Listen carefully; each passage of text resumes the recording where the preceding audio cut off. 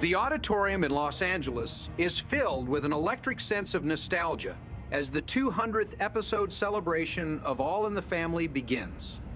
Couples arrive from nearly every corner of the United States, flown in specifically to participate in a cultural milestone.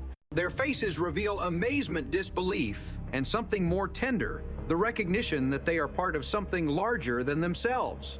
When asked what they did when they received the invitation, some recall screaming, others cried, and others suspected a hoax. The laughter in their voices hints at how rare it is to feel chosen in a world of anonymity. Norman Lear appears smiling with a refined calmness that only decades of storytelling can build.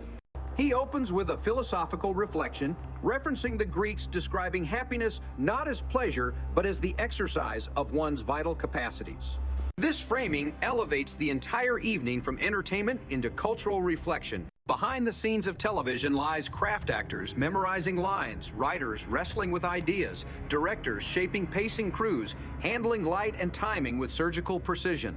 Lear acknowledges them all. He reminds the audience that All in the Family was not instantly beloved.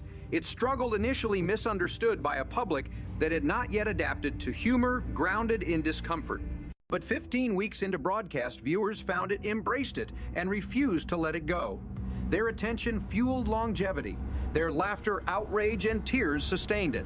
Lear humorously claims they would have invited all 50 or 60 million viewers, but the Bonaventure Hotel was unwilling to accommodate. Instead, 100 couples represent the nation's symbolically rural and urban, northern and southern, skeptical and grateful. They clap, wave, and share smiles with strangers who feel like cousins.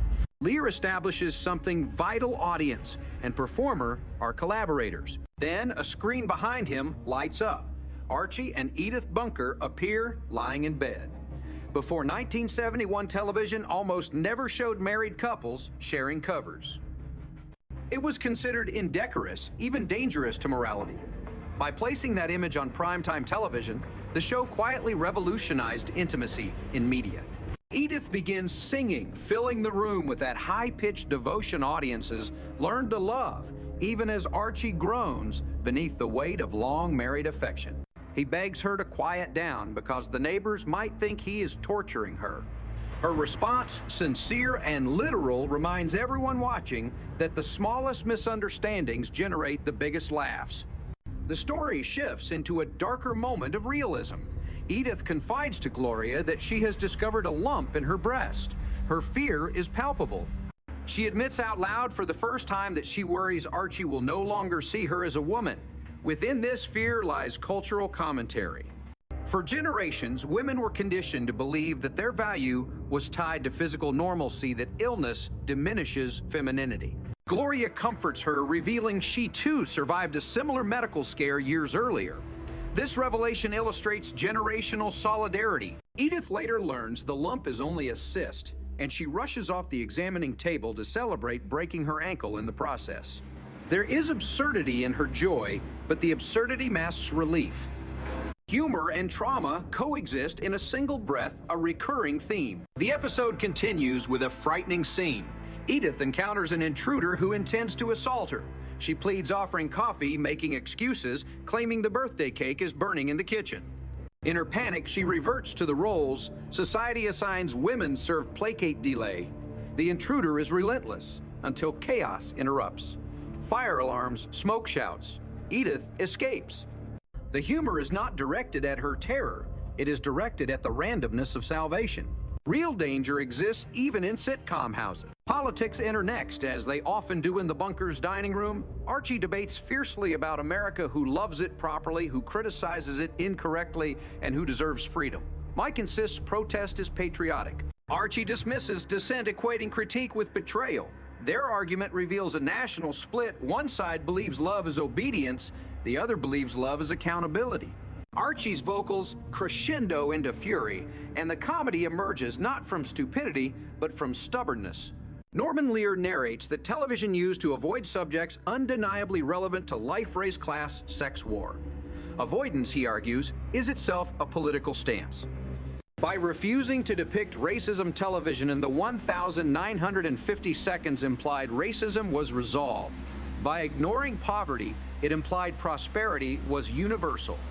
All in the family confronted these illusions head-on. The Vietnam montage shows this clearly. Christmas dinner becomes a battleground.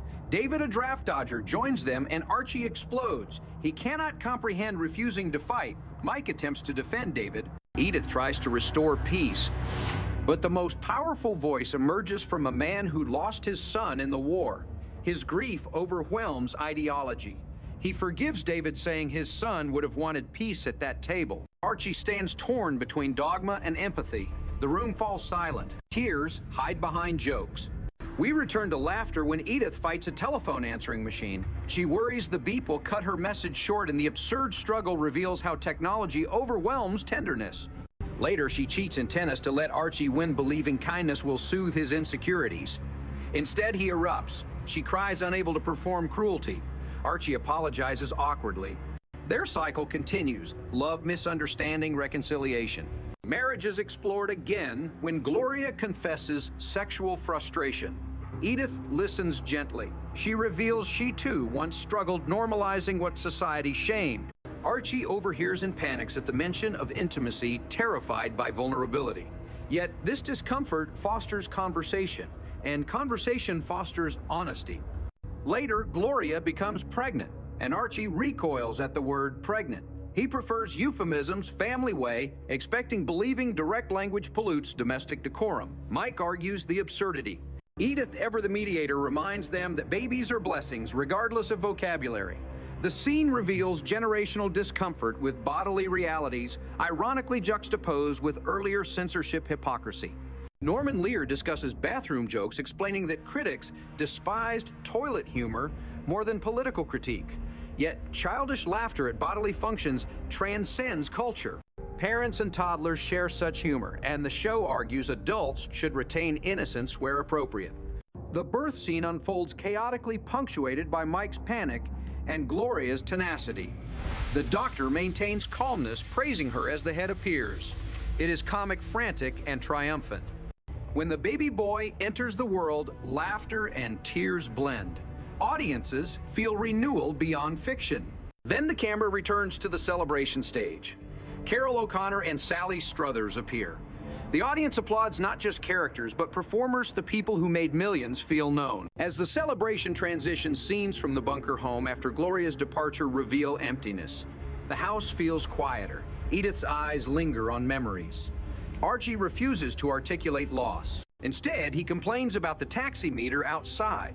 Humor protects pain. A new plot begins when Louise Jefferson arrives wearing mink-sparking jokes about animal cruelty. Edith agrees to show the Jefferson home to prospective tenants. She revisits rooms where Gloria once bathed in sunlight, speaking nostalgically about her grandson playing in the backyard sandbox. Her eyes glaze with memory. A woman named Polly Lewis arrives polite and composed. She loves the house. Edith invites her friendship easily. Polly suggests they call each other by first names, prompting comedic confusion as Edith interprets you two incorrectly. Their chemistry blossoms instantly. Archie meets Polly and initially mistakes her for hired help. When he learns she is the prospective tenant, embarrassment washes across his face. Edith rescues conversation clumsily. Polly forgives the assumption, but notes it. Seeds of commentary are planted. Later, Edith brings sandwiches to the Lewis home. There she meets Ed Lewis carrying a gun because he is a detective. Archie's panic transforms into admiration. He begs for future favors concerning a garbage violation. Ed explains politely that he works vice, not sanitation. Archie's attempt to exploit law enforcement is exposed, deconstructed, and neutralized without malice. This is a subtle pattern. Archie's worldview encounters reality and shrinks. Prejudice loses oxygen when exposed to decency. Meanwhile, Stephanie integrates into the bunker routine. She does homework at the table, searching for belonging. Archie dismisses her C grade as acceptable for a girl. Stephanie nods, but she knows Archie's metric is flawed. Edith counters by praising ambition, shifting balance toward empowerment. News arrives that Floyd Mills, Stephanie's father, has returned. Edith panics, imagining the child being taken back. Archie insists on logic, claiming children cannot choose until 18. Edith asks whether forcing a child to leave happiness is rational. Archie counter-argues financial exploitation. Their conflict exposes tension between morality and pragmatism. When Floyd arrives, his voice cracks under shame. He praises the bunkers, suggesting Stephanie stay while he rebuilds. Edith beams. Archie awkwardly agrees, but then Floyd asks for money. The request stuns the room. His desperation manifests as extortion. He lowers the price, family discount, joking through poverty. Addiction reveals its claws. Archie refuses. Floyd threatens custody retaliation. Edith cries. At night, they visit Floyd's dilapidated hotel. The environment screams decay. Archie instructs Edith to stare blankly to avoid danger.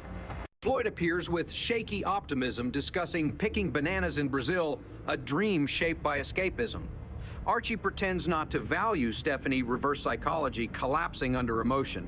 Floyd declares he will take her. Edith begs for him not to.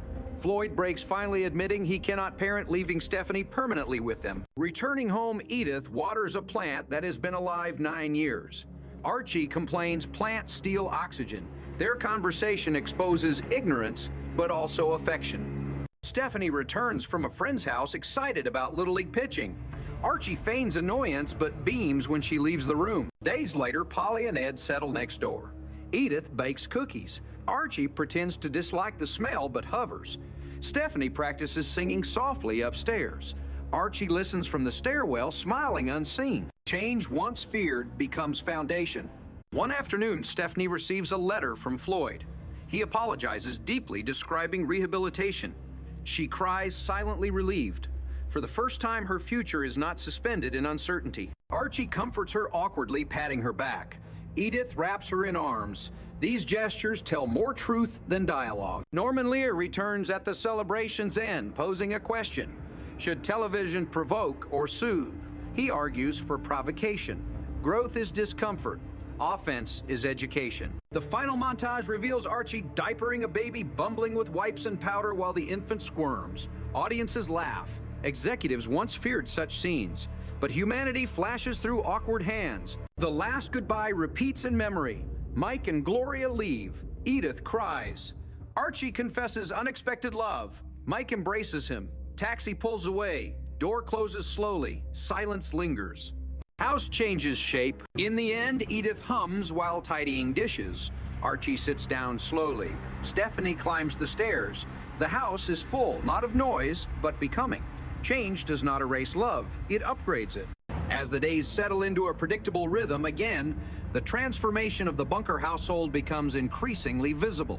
Though Archie never openly admits to liking stability, when it arrives in unfamiliar shapes, new neighbors a child, not of his blood-shifting political winds, he behaves as though the household were always meant to be this way. The recliner squeaks less under his weight, almost respectfully acknowledging his new posture of restrained acceptance. Edith hums while dusting shelves, her melodies drifting through the living room in gentle waves. There is no longer the same urgent echo of absence, no sharp reverberation from empty door frames. Instead, warmth pulses downstairs, through the pipes and foundations like blood. Stephanie's presence adds the sound of pages turning shoes, scuffing lightly across wood, and muffled laughter behind bedroom walls. She occasionally calls out homework questions, prompting Archie to bark answers that are almost certainly wrong. When Edith corrects him, he accuses the school system of changing math to confuse the working man. Stephanie giggles a sound foreign to the house's earlier sorrow. She thanks him anyway, carrying away his misguided lessons like souvenirs. Though he would never confess aloud, the idea that she thinks of him first for help inflates him more than any argument he's ever won. Edith begins visiting Polly frequently. Their friendship widens effortlessly, the kind that forms not from shared hobbies, but from gentle compatibility. Sometimes they simply sit together on Polly's sofa, exchanging memories from childhood or fears of the future. Without the weight of debate or ideology, emotion flows freely. Polly's eyes glimmer with surprise when Edith reveals how many decades she spent prioritizing everyone else's needs. Edith speaks of missing Gloria and Joey. Polly listens, offering no unrealistic advice, only presence. Presence itself becomes therapy. Meanwhile, Archie grows curious from afar. He claims Polly and Edith are gossiping about nonsense, but occasionally leans through the kitchen window, pretending to fix curtains so he can listen.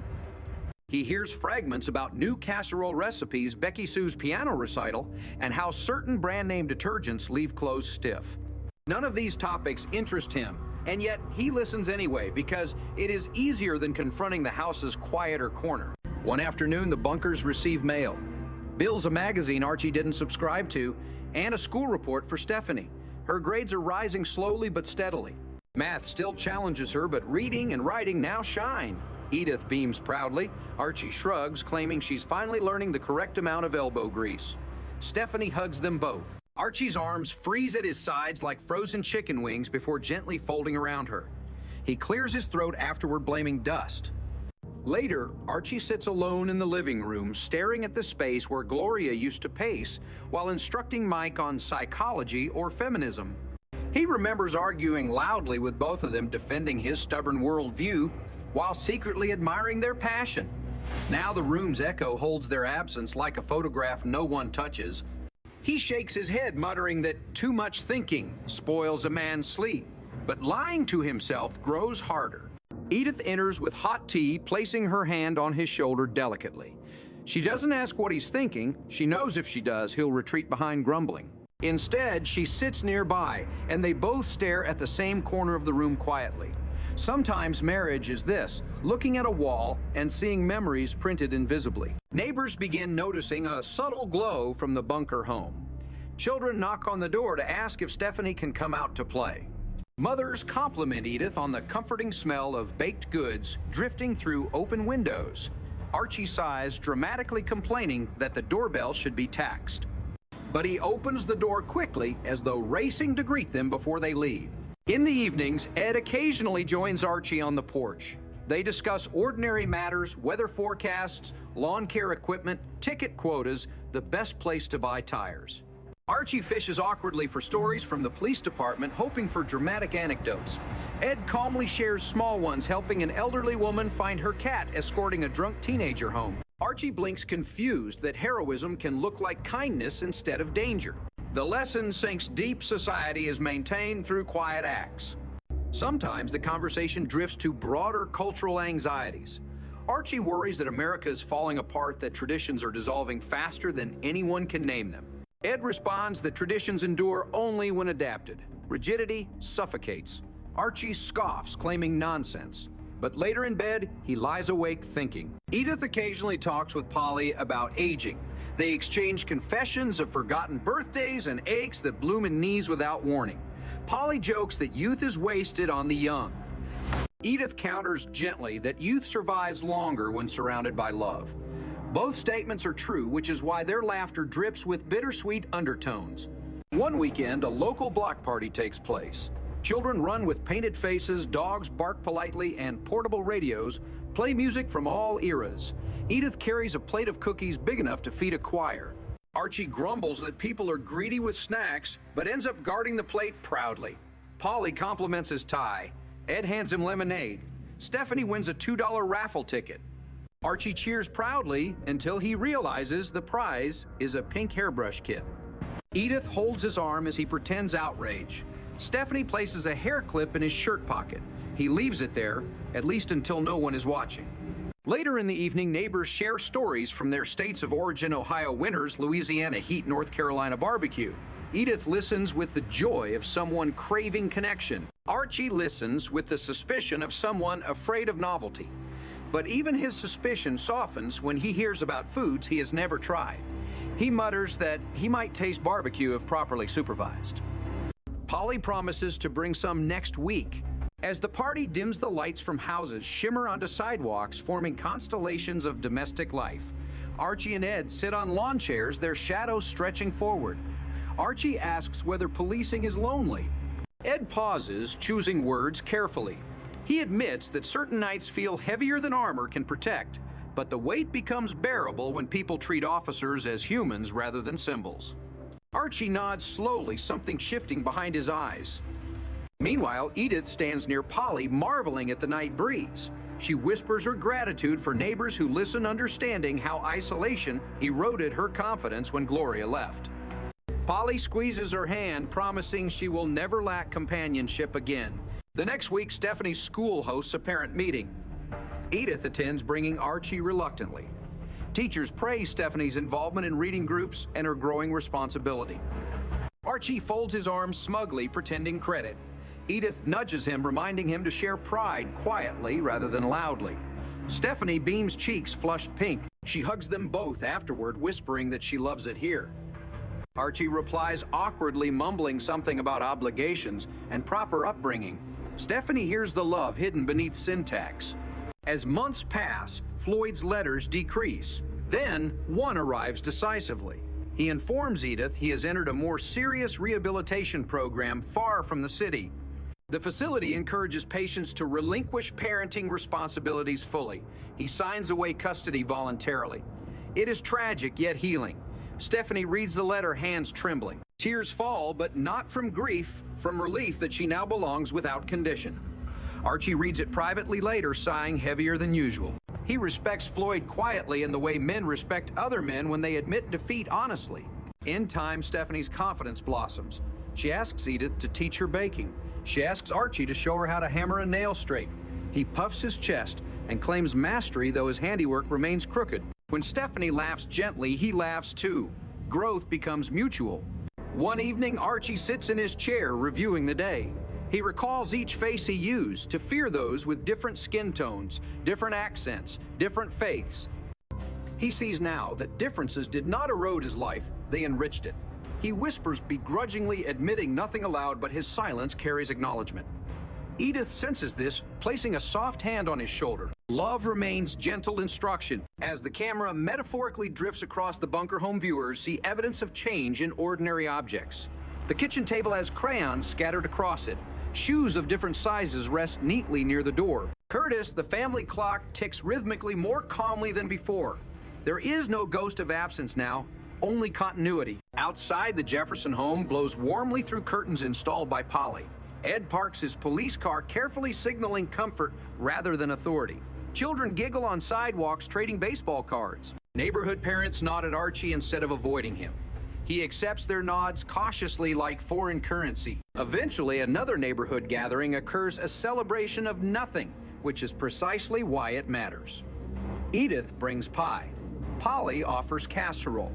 Ed grills ribs in the driveway. Archie stands beside him, debating marinade preparation. They argue passionately, but without venom. Neighbors gather around to watch like spectators at a low-stakes boxing match. Edith rolls her eyes lovingly. At some point, a toddler waddles towards Stephanie, handing her a toy block. Stephanie kneels grateful. For a moment, she seems older, protective, almost adult. Archie watches from across the yard, eyes narrowing with revelation. She has gained roots here so strong they could crack concrete. Pride warms him unexpectedly. Later in the night, when laughter fades and chairs collapse into their folded forms, Archie lingers outside, gazing at porch lights. He listens to distant crickets, the sound of peace disguised as background noise. His world has not ended. It has grown. He returns inside as Edith dries the final dish. They talk softly, their words barely audible. He confesses just once that the neighborhood is starting to feel livable. Edith grins, knowing the confession is monumental. She decides not to tease him. Instead, she thanks him gently. Upstairs, Stephanie sleeps with her hairbrush kit beside her. She dreams without fear. The house stands silent but proud. Weeks later, the memory of Gloria and Mike returns, not as grief, but gratitude. Archie sits in the quiet again. Instead of hollow, the silence is full. He smiles, though no one sees. The lights dim slowly in the imagined television frame. The Bunker family has not solved society, healed racism, ended war, or perfected marriage. But they have learned to stand in the same room without flinching at one another's truths. That is not small. It is everything. And as the final imaginary credits roll over the scene, Edith hums softly in the kitchen. Archie half grumbles while smiling. Stephanie's laughter floats downstairs. Polly and Ed's porch light glows warmly across the fence, and life in all. Its stubborn complication continues. Change did not destroy the bunkers. It expanded them. They survived the shift, and in surviving, they learned something humanity often forgets, that becoming better is rarely dramatic. It is a sequence of small decisions to stay instead of run. Good night settles over Queens. The curtains fall.